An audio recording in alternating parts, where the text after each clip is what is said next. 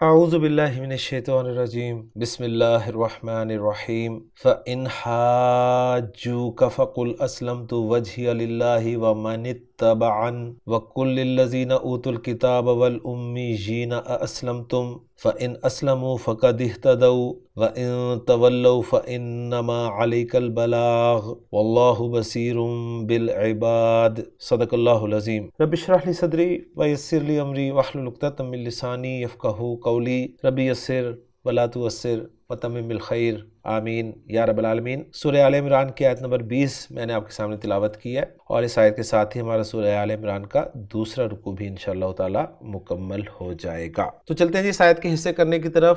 اس آیت میں مجھے وقف کی 4 علامات نظر آ رہی ہیں، لہٰذا اس آیت کے پہلے تو 5 حصے ہوں گے۔ پہلا حصہ ہوگا فَإِنْ حَاجُّوكَ فَقُلْ أَسْلَمْتُ وَجْهِيَ لِلَّهِ وَمَنِ اتَّبَعَنِ۔ دوسرا ہوگا وَقُلْ لِلَّذِينَ أُوتُوا الْكِتَابَ وَالْأُمِّيِّينَ أَأَسْلَمْتُمْ۔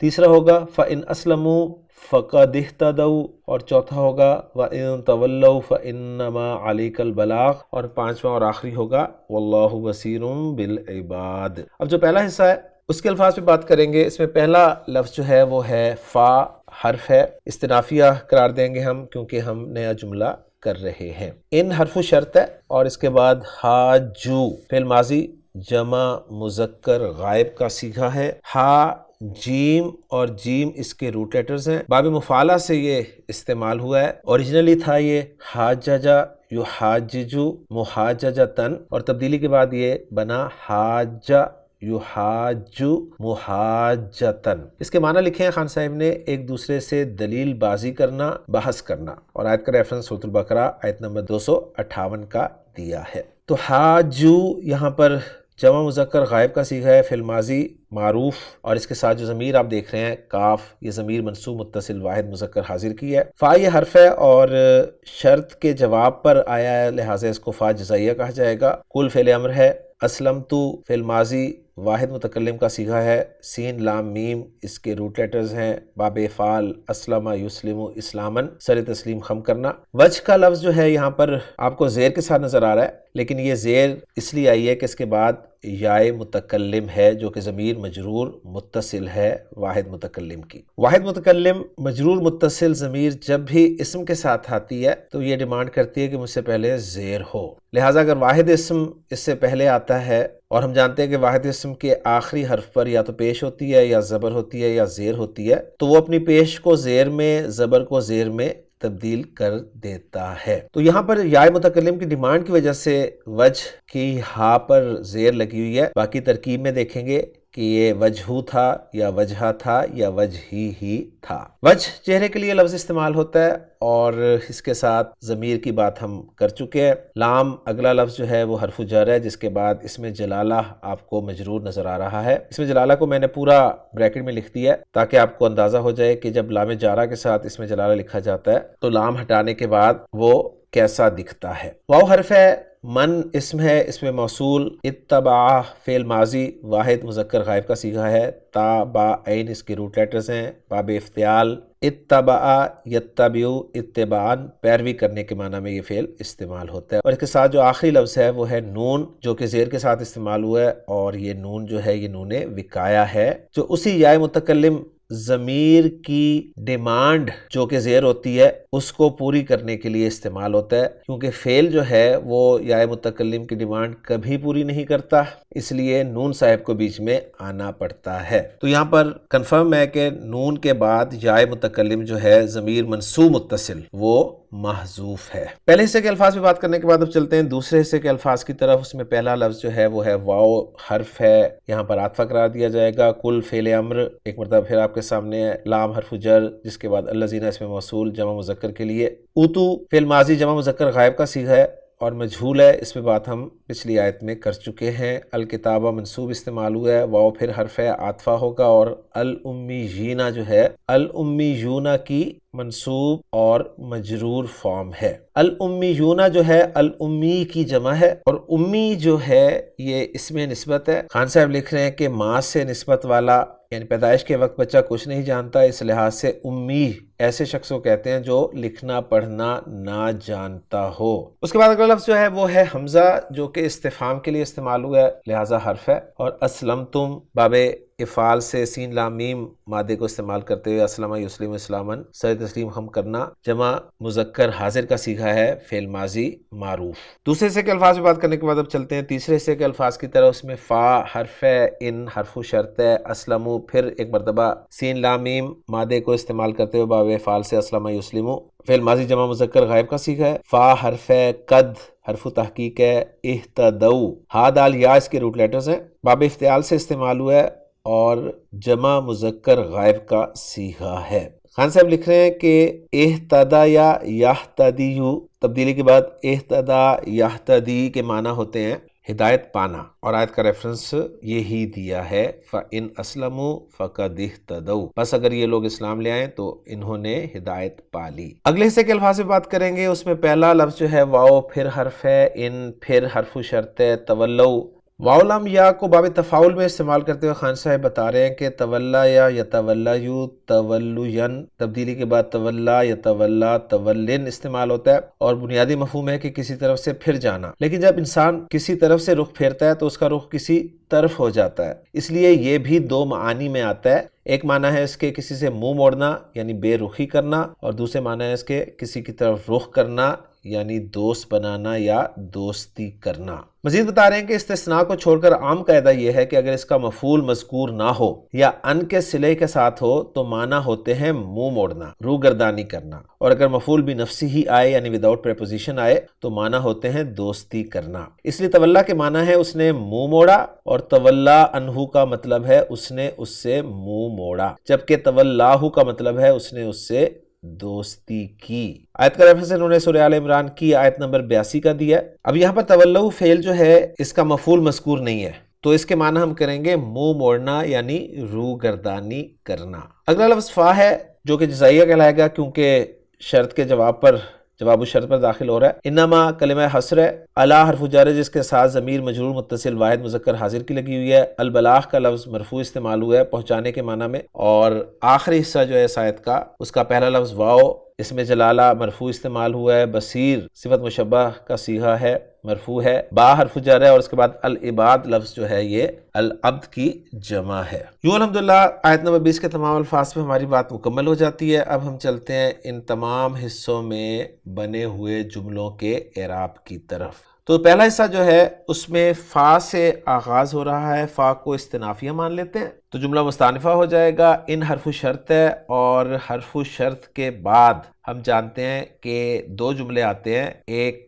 جملہ شرط کہلاتا ہے، دوسرا جملہ جواب الشرط یا جزا کہلاتا ہے۔ شرط والا جملہ جو ہے وہ ماضی بھی ہو سکتا ہے اور مضارع بھی ہو سکتا ہے۔ اگر مضارع ہو تو مجزوم ہوتا ہے، اور اگر ماضی ہو تو ہم اسے محلاً مجزوم کہیں گے، جبکہ جواب الشرط والا جملہ جو ہے وہ بھی ماضی ہو سکتا ہے، مضارع بھی ہو سکتا ہے۔ اگر مضارع ہوگا تو مجزوم ہوگا، اور اگر ماضی ہوگا تو محلاً مجزوم ہوگا۔ شرط والا جملہ لازماً جملہ فعلیہ ہوتا ہے، جبکہ جواب الشرط یا جزا والا جملہ جو ہے وہ جملہ اسمیہ بھی ہو سکتا ہے۔ ساری باتیں ہم ذہن میں رکھیے گا۔ تو اب یہاں پر ہم شرط والے جملے کو انالائز کرنے لگے ہیں جو کہ حاجو کا ہے۔ حاجو فعل بفاعل، واو ضمیر مرفوع متصل اس کا فاعل ہے، اور کاف ضمیر منصوب متصل مفعول بھی ہے۔ فعل اپنے فاعل سے مل کے جملہ فعلیہ ہو کے شرط بن گیا۔ جواب الشرط یا جزا والا جملہ ہے قل اسلمت وجہی للہ ومن اتبعنی۔ فا جزائیہ جس میں داخل ہے کل فعل امر ہے، فعل بفاعل انت ضمیر مرفوع متصل اس کا فاعل ہے۔ جب بھی قال یقول یقول آتا ہے تو اس کا فاعل اس کا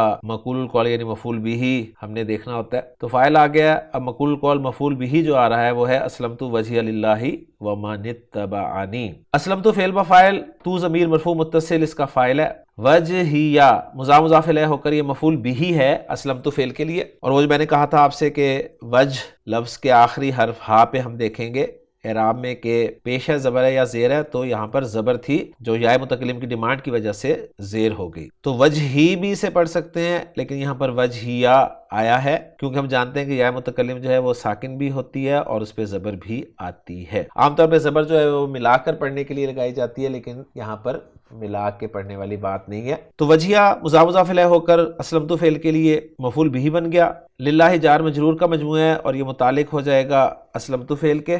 واو عطفہ قرار دیں گے، من اسم موصول ہے جس کا صلۃ الموصول جو ہے اتبعنی ہے۔ اتبعنی فعل فاعل اور مفعول بھی کا مجموعہ ہے جس میں فعل اور فاعل آپ کو نظر آ رہے ہیں۔ اتبع فعل با فاعل ہے، ہوا ضمیر مرفوع متصل اس کا فاعل ہے، اور نون وقایہ ہے، اور جس کے بعد مفعول بھی کی ضمیر یا متکلم جو ہے وہ محذوف ہے۔ پھر فعل اپنے فاعل اور مفعول بھی سے مل کے جملہ فعلیہ ہو کر صلۃ الموصول بنا من اسم موصول کے لیے، اور من اسم موصول اپنے صلۃ الموصول سے مل کر محلاً مرفوع معطوف قرار دیا جائے گا، جس کا معطوف علیہ جو ہے وہ اسلمتو میں تو ضمیر مرفوع متصل ہے۔ پھر اسلمتو فعل اپنے فاعل، اپنے مفعول بھی اور اپنے متعلق سے مل کر جملہ فعلیہ ہو کر محلاً منصوب مقول القول مفعول بھی بنا کل فعل کے لیے، اور کل فعل اپنے فاعل اور مفعول بھی سے مل کر جملہ فعلیہ ہو کر جزا یا جواب الشرط بنا شرط کے لیے، اور پھر شرط اپنے جواب الشرط یا جزا سے مل کر جملہ شرطیہ بن گیا۔ اور اگر ہم اس کا ترجمہ کرنا چاہیں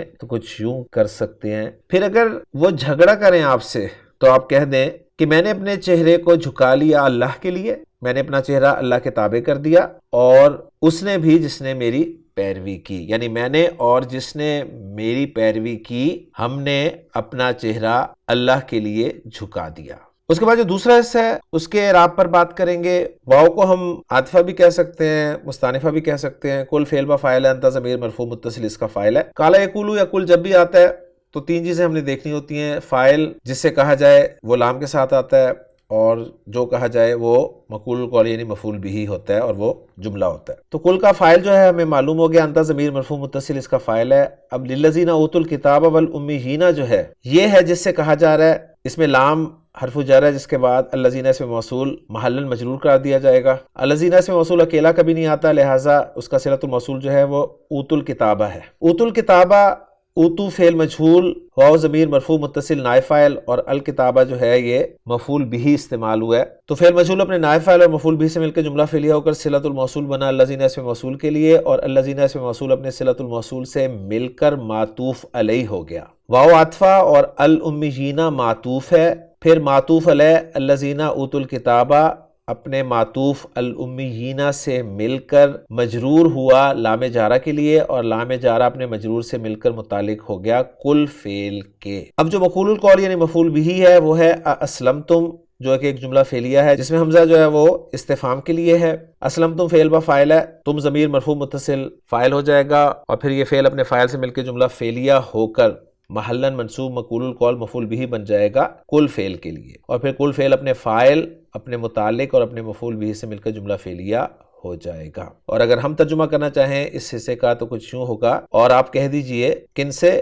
للذین اوتوا الکتابہ سے، یعنی ان لوگوں سے جنہیں کتاب دی گئی، والامیین اور امیوں سے، یعنی آپ الذین اوتوا الکتابہ اور امیین سے کہہ دیجئے، کیا کہہ دیجئے؟ اسلمتم، کیا تم تابع ہو گئے، کیا تم نے سر تسلیم خم کر دیا؟ اگلا حصہ جو ہے اسے انالائز کریں گے۔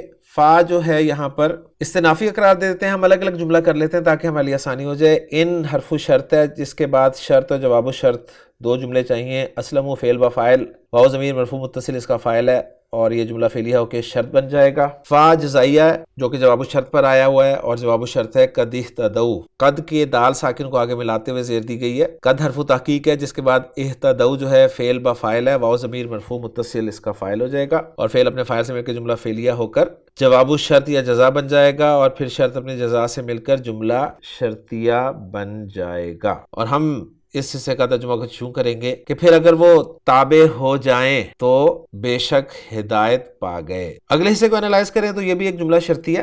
ان حرف شرط ہے، تولو فعل با فاعل، واو ضمیر مرفوع متصل فاعل، فعل اپنے فاعل سے مل کے جملہ فعلیہ ہو کر شرط، جس کا جواب الشرط جو ہے وہ ایک جملہ اسمیہ کے طور پر آ رہا ہے جس پر فا داخل ہوا ہے، اور فا کا داخلہ جس جواب شرط پر واجب ہوتا ہے اس میں ایک جملہ اسمیہ ہوتا ہے، ایک قد کے ساتھ ماضی ہوتا ہے، ایک فعل امر ہوتا ہے۔ تو یہاں پر تینوں کمبینیشنز آپ کو مل جاتے ہیں۔ پہلے حصے میں فَإِنْ حَاجُّوكَ میں فا جزائیہ فعل امر پہ داخل ہوا ہے، فَإِنْ أَسْلَمُوا والے جملے میں فا جزائیہ جو ہے قد والے جملے پہ داخل ہوا ہے، اور وَإِن تَوَلَّوْا والے جملے میں فا جو ہے یہ جملہ اسمیہ پہ داخل ہوا ہے۔ تو گویا جملہ اسمیہ جو ہے وہ ہے انما علیک البلاغ، انما کلمہ حصر ہے، علیہ کا جار مجرور ہے، یہ خبر مقدم ہو جائے گا جس کا مبتدا مؤخر جو ہے وہ البلاغ ہے، اس لیے مرفوع ہے۔ پھر مبتدا مؤخر اپنی خبر مقدم سے مل کر جملہ اسمیہ ہو کر جواب الشرط بن جائے گا، اور پھر شرط اپنے جواب الشرط سے مل کر جملہ شرطیہ بن جائے گا، اور ہم ترجمہ کریں گے اس حصے کا۔ اور اگر وہ منہ پھیر گئے